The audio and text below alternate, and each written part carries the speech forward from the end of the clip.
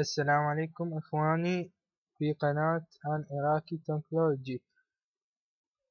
اليوم أقدم لكم شرح كيفية إخفاء أي ملف عن الوجود أو عن الشاشة وكيفية إظهاره.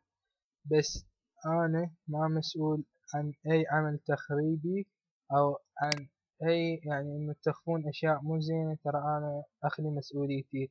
بس مثلا تخفون أشياء عن أيدي الصغار أو هيك شي، أو أسرار مثلا، بس أنا أخلي مسؤوليتي عن أي شغلة. المهم هسه أعلمكم أو أباشر في كيفية إخفاء أي ملف. طبعا أول ما نجي أي الملف اللي نريد نختاره، طبعا لعبة، ملف، أي شي، هسه مو شرط، بس مثلا نفترض هذا الملف، نضغط عليه كليك أيمن، آخر خيار بروبرتيز، خصائص، نسوي هيدن إخفاء. أوكي أوكي كونتينيو، ننتظر شوي.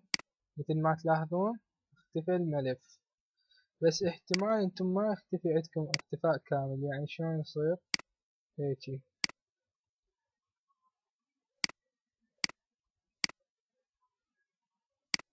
شوفوا هاي الملفات مخفية، بس شنو يعني لين نصير هوسة، فما احب احط هواي ملفات فاخفيهن.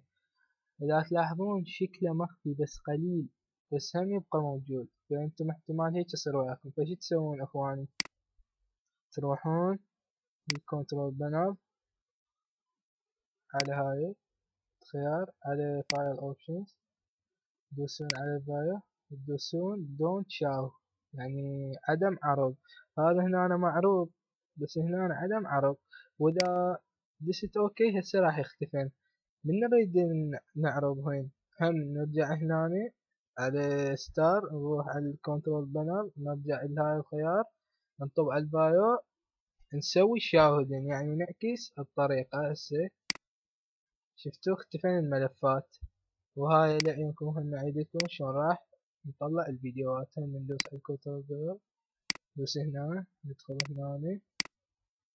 هنا نسوي شاهدين، يعني بس مجرد نعكس الطريقة. طبعا إذا نريد نرجع الملفات لوضعهن الأصلي مثل هذا، نضغط عليه كليك يمين، بس نشيل الهيدن. أوكي، إذا تلاحظون ظهر الملف. هسه أخفي البقية.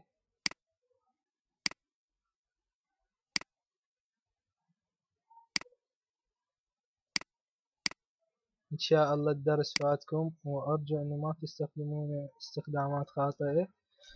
وأهلا بكم ومشاركاتكم في قناة آن عراقي تكنولوجي، وشكرا لل...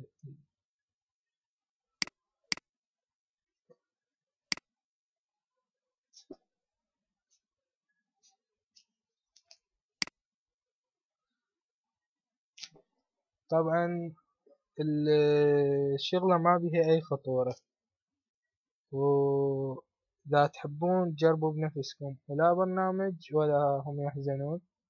وشكرا للمشاهدة.